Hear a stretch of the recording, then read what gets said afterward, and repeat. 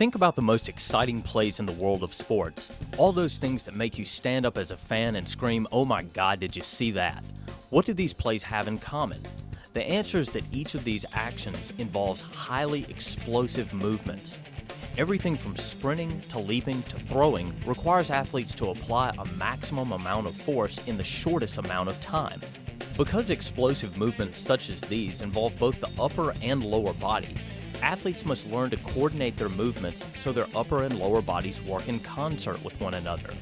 This is achieved by implementing training that requires upper and lower body coordination, and by strengthening the muscles in the stomach and lower back, which serve as the nexus between the upper and lower body. One of the most simple and effective ways to enhance explosive ability is to train with the jelly ball from Speed City. This innocent-looking device is capable of challenging even the most accomplished athlete, and in this video, we're going to teach you 40 of the best drills that can be conducted with it.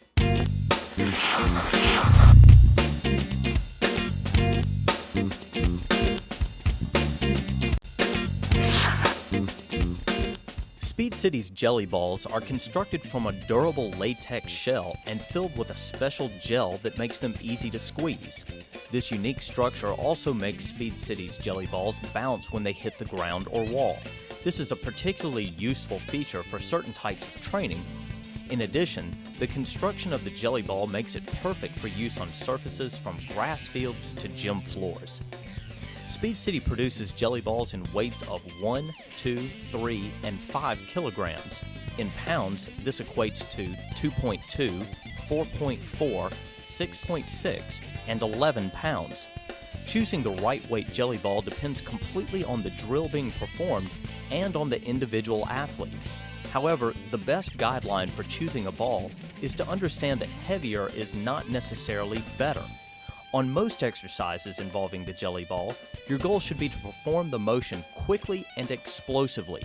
If the ball you are using is so heavy that it reduces you to slow motion, then you need to choose a lighter ball.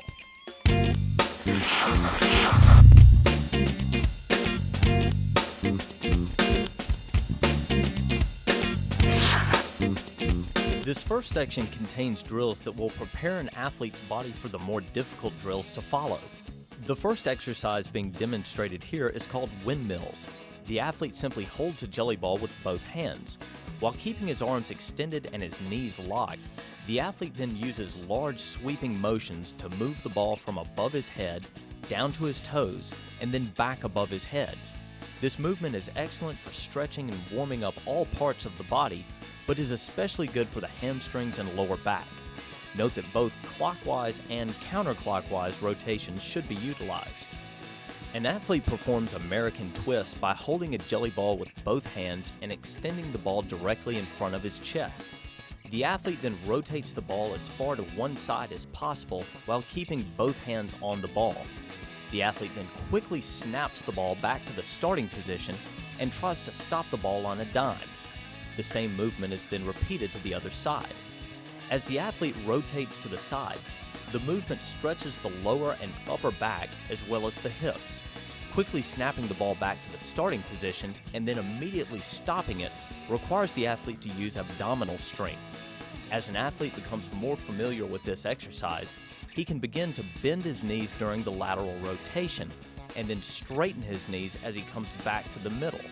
This slight modification will allow the athlete to generate more force during the movement and will thus force a deeper stretch and require greater abdominal strength. Russian twist is similar to the last drill except that it uses only one arm. The athlete must be able to grip the jelly ball in one hand as he rotates to the sides and then seamlessly pass the ball to the other hand when he rotates back to the front. Using a single hand will place more of a stretch on the athlete's chest and stomach than the previous drill. Also, the nature of this drill may require the athlete to use a slightly lighter ball. Notice that the athlete keeps his feet relatively locked in place during this drill to increase the amount of stretch felt in the upper body. Caber swings is a warm-up exercise that involves the ever-important triple extension technique. This simply refers to when an athlete straightens his hips, knees, and ankles, thus bringing his entire body into alignment. This movement is important because it places the athlete into a position where the maximum amount of force can be generated for tasks like leaping and sprinting. To perform caber swings, the athlete stands with feet slightly wider than shoulder width apart and holds a jelly ball extended above his head. The athlete then lets the weight of the ball drop in front of his body so that it pulls him down into a loaded position where his hips, knees, and ankles are bent and the ball is behind his feet. From here, the athlete then reverses the motion, swings the ball back up to above his head, and brings his hips, knees, and ankles back into alignment. This exercise stretches and warms the entire body and helps condition the athlete's mind to what a proper triple extension movement feels like. In this exercise, we simply isolate the motion of a lunge. The athlete begins by holding the jelly ball with both hands and placing it on his chest. The athlete then steps forward with one leg and sinks down into a lunge position. Immediately when the athlete reaches the bottom of the lunge, he then explodes off his lunge leg and pushes backwards into his original starting position. The same technique is then repeated with the other leg. The pace of the warm-up begins to pick up when performing the lunge and twist. Here the athlete holds the jelly ball with both hands in front of his body. The athlete then takes a big step and sinks into a lunge position. As the athlete sinks into the lunge, he simultaneously rotates the ball and his entire upper body towards the leg he stepped with. From this position, the athlete then pushes with his back leg, steps directly into the next lunge, and twists the ball to the opposite side of his body. This next warm-up exercise requires a partner and a little more space. The jog and toss requires one athlete to backpedal and the other athlete to jog at about 3 to 4 yards of separation. As the athletes move, they toss a jelly ball back and forth. Once the athletes have covered about 15 to 20 yards, they switch roles and head back in the other direction. Notice that the athletes are catching the jelly ball with both hands, controlling it by bringing it into their chest, and then throwing it by using both hands to bench press it off their chest. This final warm-up drill works the same way as the jog and toss, except that the athletes face each other and shuffle laterally as they toss the jelly ball. Again, the athletes will cover about 15 to 20 yards before they reverse their motion and head back towards their starting point. Throughout this exercise, athletes should stay on the balls of their feet and should keep their chest up and their backs flat. If the weight of the ball is causing the athlete to bend over at the waist or to pound their feet into the ground, then a lighter ball probably needs to be used. Keep in mind, these first 8 drills are designed to help prepare an athlete for the rest of the workout. The goal is to raise the athlete's core temperature and to loosen up key areas so they can handle the more difficult drills that we're about to throw at them.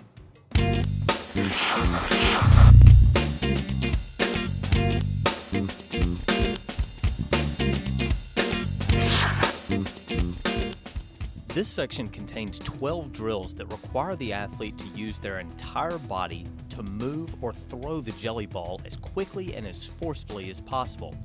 Each drill in this section will help the athlete learn to synchronize his upper and lower body so that maximum force can be generated. When performing the push press, the athlete begins by holding the jelly ball with both hands and resting it just under his chin on his chest. From a crouch position, the athlete then quickly pushes the ball above his head until his arms are fully extended. At the same time, the athlete snaps his hips forward, straightens his knees, and points his toes into the ground. The athlete then coils back into his original loaded position and repeats. When the ball is at its highest point, the athlete should be in a fully extended position with a straight line running from the top of his head down to his heels. As with most of the other drills in this video, the emphasis here is on quickness and not on the weight of the ball. The heave and hop involves the same basic motion as the push press, except that as the athlete pushes the ball up and snaps his hips in line with the rest of his body, he also hops forward. The athlete should envision a basketball goal in front of him, and with each explosive hop, the athlete should pretend as if he was going up to dunk the jelly ball in the basket. As the athlete performs these repetitions, his entire body should be in perfect alignment at the top of each hop. Again, the goal is to condition the athlete to quickly and powerfully snap his body into alignment out of a loaded position. When performing the split press, the athlete begins from the same starting position as the last two drills. However, as the athlete pushes the ball upward, he snaps his hips underneath his body and splits his feet in front and back of his body. Notice that the press of the ball, snap of the hips, and splitting of the feet are all perfectly coordinated. As mentioned earlier, any motion in sports that is explosive requires a synchronized effort by the entire body. This particular exercise is excellent for training such synchronization. Two athletes are required to perform the anchored lateral toss. In this drill, two athletes stand 2 to 3 yards apart and both face in the same direction. The first athlete takes a jelly ball and throws it laterally to his partner. The partner catches the ball and throws it back in the same manner. The key to this drill is that the athletes do not move their feet when they throw. By locking their feet in place, the athletes are forced to stretch their hips, abs, and back a little more each time they coil back and throw. As the athletes catch the ball, they should allow the weight and momentum of the ball to pull them back into that coiled position from which they will quickly snap out of to perform the throw. This next drill is called the water bucket toss because it looks like the motion that used to be performed by people when they formed lines to pass buckets of water to put out a fire. This is similar to the last drill, except that the athletes are allowed to move their feet when they throw the jelly ball.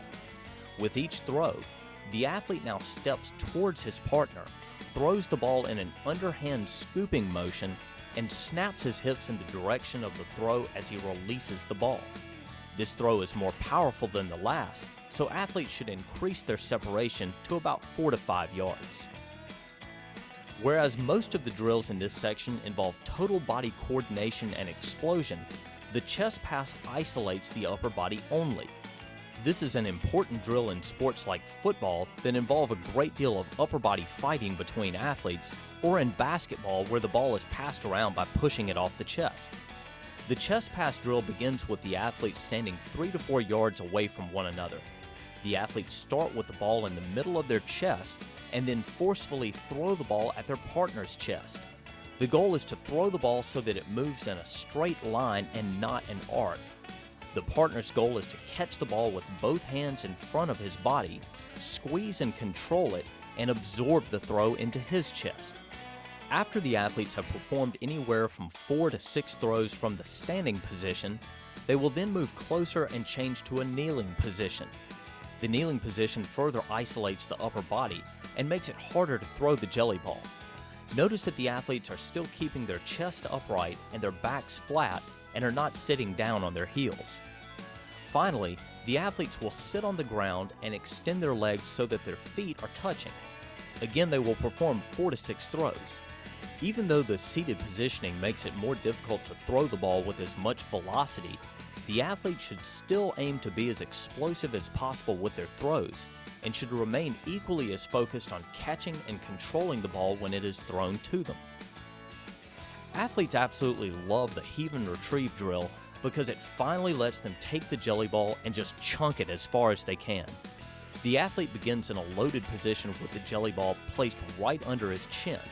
From this position, the athlete explodes forward and presses the ball off his chest as high and as far as he possibly can. Athletes should pretend they are standing on one side of a river and are trying to throw the jelly ball to the other side. As soon as the athlete releases the ball, his job is then to catch up with it as quickly as possible by sprinting after it.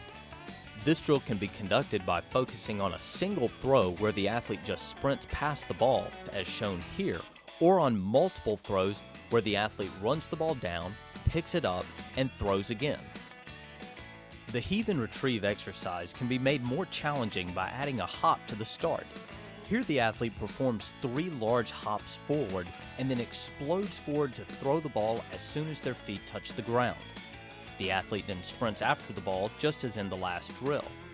The lead hop serves to overload the athlete as they throw the ball because as the athlete lands from the hop, the weight of the ball pushes the athlete down into a coiled, loaded position.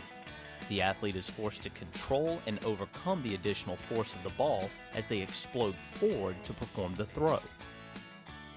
The lying back throw is a unique motion that isolates the athlete's midsection. Here the athlete begins by lying on his back and holding a jelly ball at approximately waist level. The athlete then catapults the ball over his head as high and as far as possible. As soon as the athlete releases the ball, he then pops off the ground and sprints after the ball. This drill requires the athlete to quickly perform two very different explosive movements in back-to-back succession. As an alternative, rather than sprinting towards the ball after the throw, the athlete could sprint in the opposite direction. To make this drill even more challenging, a coach or training partner could yell which direction to run after the athlete releases the ball, and the athlete would have to react to the command. The last drill can be further modified by having the athlete throw the jelly ball from over his head and towards his feet. Once again, the athlete could be instructed to then get up and sprint in the direction of the ball or to sprint away from the ball. The caber toss is another great drill that challenges the athlete to throw the ball as far as possible. In this drill, the athlete is aiming for height. Here the athlete begins in a crouched, loaded position, holding the jelly ball with both hands down around his feet. From this position, the athlete fires his hips forward, straightens his knees, pushes his toes into the ground, and throws the ball straight up in the air as high as possible. The athlete then catches the ball on the bounce after it hits the ground, reloads, and throws again. For those of you familiar with power cleans, you will recognize the similarity between the two movements. The caber toss is therefore an excellent on-the-field complement to any Olympic lifting you may be doing with your athletes in the weight room, and is a perfect tool for schooling up younger athletes who you may just be introducing to Olympic lifting. The caber toss can be stepped up a notch by adding a lead-in swing to the throw.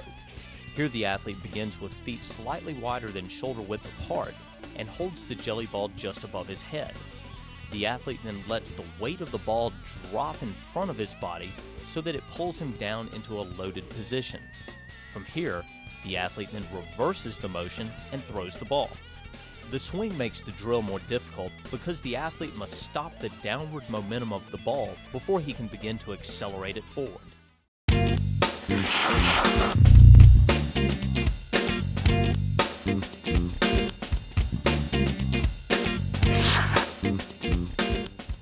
The drills in this section build off the movements introduced in the last.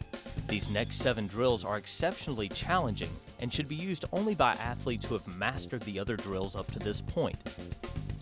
The last section began by introducing the push press exercise.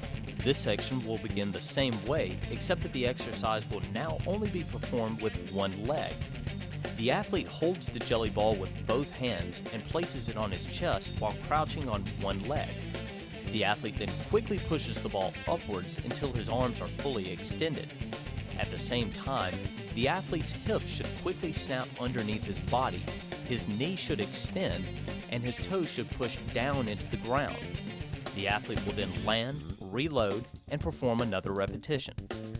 As you can imagine, this version of the drill requires much more balance and body control and is far more taxing on the athlete's body. To perform split hops, the athlete begins in a lunge position and holds the jelly ball to the side opposite of his forward leg. From this position, the athlete propels himself into the air by pushing off the forward leg.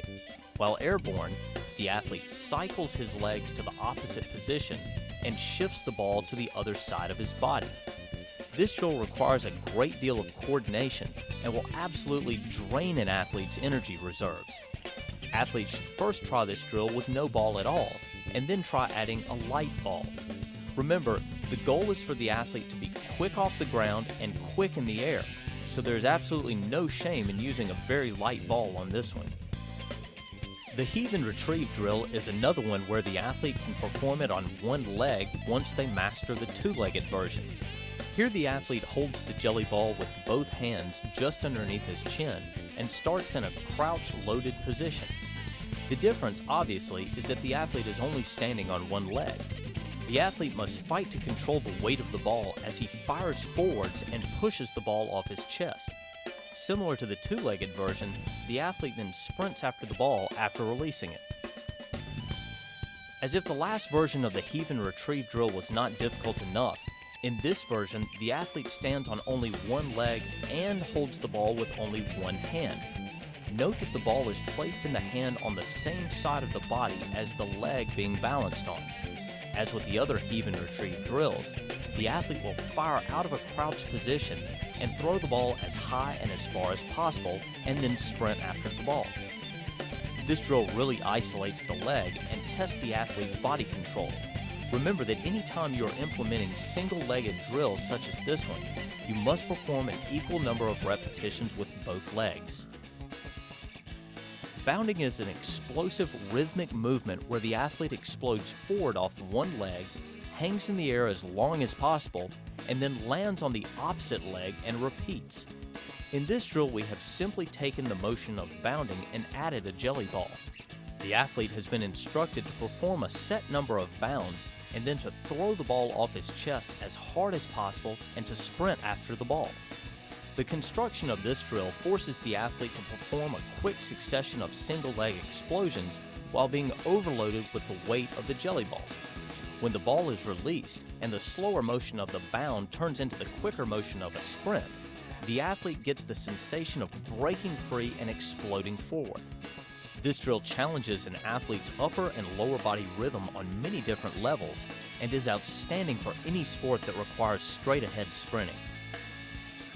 The backwards caber toss works the same way as the caber toss demonstrated earlier, except that rather than throwing the ball straight up in the air, the athlete throws the ball as high and as far behind his head as possible. As the athlete powers out of the crouched, loaded position, he arches his back and pushes his hips forward to propel the ball backwards. He then quickly turns 180 degrees and sprints after the ball. The key to this drill is the exaggerated forward thrust of the hips. As you have seen throughout this video, much emphasis has been placed on an athlete's ability to generate power by snapping their hips forward. As athletes become more proficient with this movement, they will see immediate and drastic improvement in areas such as leaping and in first step quickness in a sprint. The final drill in this section is both fun and challenging. Here, two athletes will simply pass a jelly ball back and forth between them. The catch is that they must be in the air both when they catch the ball and when they throw the ball. Notice that each throw goes almost directly up in the air so that it is coming almost straight down when the second athlete catches it. Athletes can be instructed to perform a given number of throws or can be challenged to complete a maximum number of throws within a time limit. To make the drill even more competitive, two groups of athletes can be placed together in a head-to-head matchup of endurance. Regardless of what version you implement, this drill will test the limits of even the best athletes.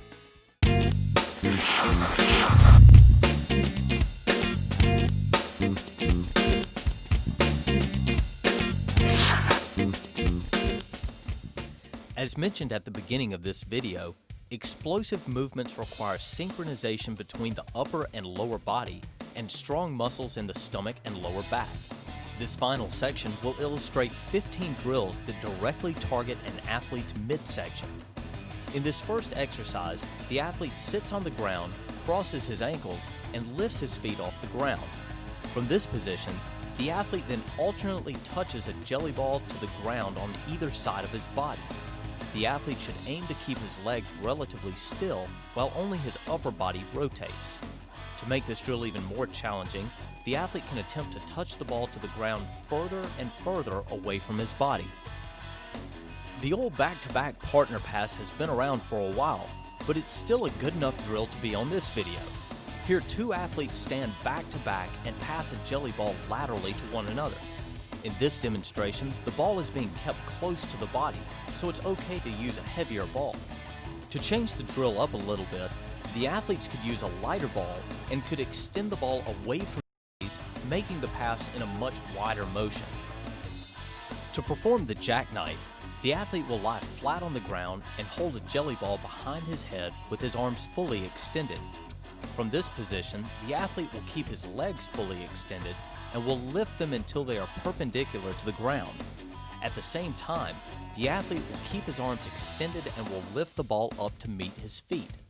After he touches the ball to his feet, the athlete will slowly lower both his arms and legs back to the starting position.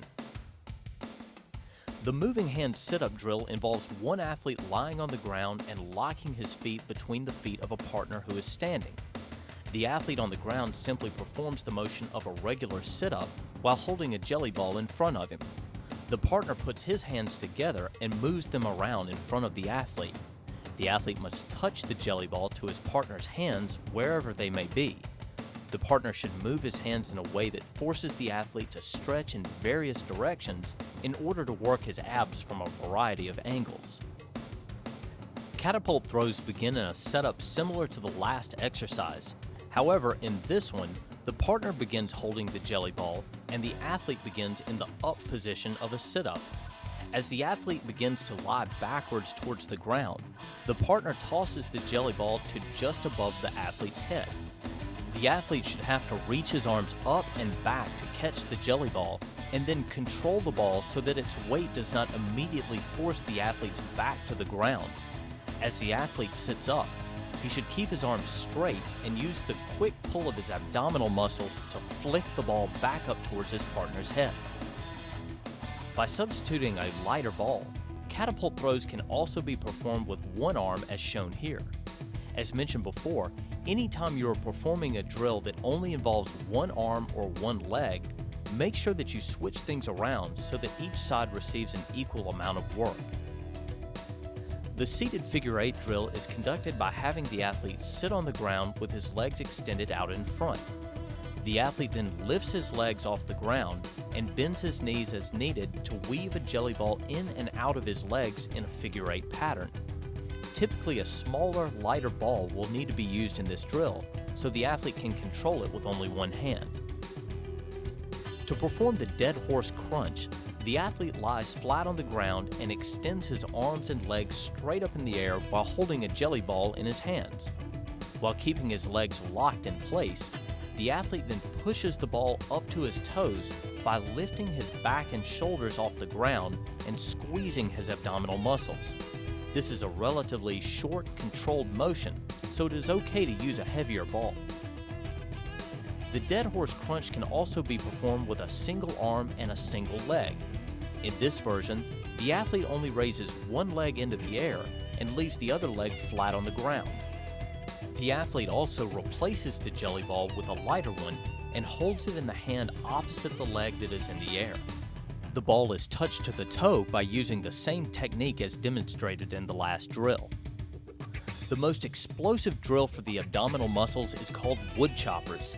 In this exercise, the athlete begins standing with feet spaced slightly wider than shoulder width apart and holds a jelly ball just above his head. The athlete should be completely still in this position before beginning the drill. Once the athlete is set, he then chops the jelly ball towards the ground as forcefully as possible. The ball will bounce off the ground, the athlete will catch it, reload, and perform the next repetition. From the side, this drill looks like a big, powerful sit-up. The athlete's upper body should quickly jerk towards his knees as the ball is thrown and the abs contract. If the athlete's upper body doesn't move and only the arms are used to throw the ball, then the purpose of the drill is being defeated. Remember, this drill is in the core strength section of the video, so the midsection must be involved. Wood choppers can also be performed laterally. The athlete will begin in the same starting position with the ball above his head and his feet spaced slightly wider than shoulder width apart. But rather than chopping the ball to the front, the athlete will pivot his feet and chop laterally to the side. After the ball is caught off the bounce, the athlete will then return the ball to over his head and perform a similar chop to the other side. It is important for the athlete to stop the ball above his head for a brief moment in between chops so that he is using abdominal strength and not using momentum to throw the ball at the ground. The final 4 drills all directly target the muscles in the lower back. This first drill is called the seal raise. The athlete simply lies on his stomach with his legs flat and his arms extended in front. The athlete then lifts a jelly ball about 6 to 8 inches off the ground and holds it for a count of 3. As the athlete raises the ball, he should aim to keep his arms fully extended and should keep his eyes on the ball rather than looking at the ground. The athlete's entire body should be rigid and flexed all the way from the arms and shoulders down to the hamstrings and calves. The seal raise can be made more difficult by performing it with only one arm. In this version of the drill, a lighter ball should be used for strength reasons and because a smaller ball is easier to grip with one hand. After an athlete has strengthened his lower back by performing seal raises, he can move on to the more dynamic movement of the seal catch. When performing this exercise, the athlete will lie face down with their partner kneeling about 3 feet in front of them with a weighted ball. As the partner tosses the ball just above the athlete's head, the athlete will use the muscles in his lower back to raise up, catch the ball, and immediately toss it back to their partner. It's important to have a good partner for this drill because the placement of the throw directly affects the difficulty of the exercise. The higher the ball is thrown, the more challenging it is on the lower back. The final and most difficult drill in this lower back progression is the seal throw. Here the athlete will lay flat on his stomach, hold the ball in front of his head, and throw the ball as high and as far behind him as possible without bending his arms. The athlete's upper body and feet will leave the ground during the throw, and the muscles in his lower back will quickly contract to execute the throw. A partner will stand behind the athlete, catch the ball, and roll it back along the athlete's side for the next repetition. As mentioned, this is the most explosive and difficult drill on the lower back, so a very light ball should be used. There are certain plays that every athlete fantasizes about: crushing a baseball 500 feet, dunking from the free throw line, and the 80-yard breakaway sprint. All of these plays involve explosive movement skills, and all of the drills you have just seen on this video have been designed to target and enhance those exact skills. By using a jelly ball from Speed City and following the printed training routines that accompany this video, any athlete is capable of drastically increasing their explosive abilities. Good luck with your training, and please contact the Speed City staff if we can be of further assistance to you.